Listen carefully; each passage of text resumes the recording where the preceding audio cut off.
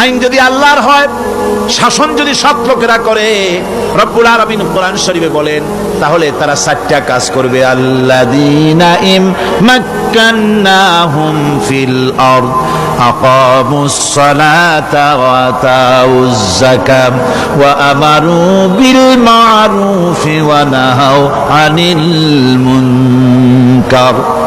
মুমিনেরা ক্ষমতায় এসে প্রথম যে কাজটা করবে, প্রথমে ক্ষমতায় এসেই নামাজ বাধ্যতামূলক করবে। প্রথম কি? ওয়াজ নসিহতে অনুরোধ করা হবে না, বাবাজিরা আল্লাহর রাস্তায় নামাজটা পড়ে না।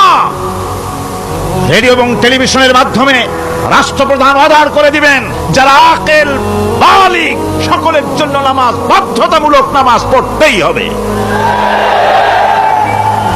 এটা অর্ডার।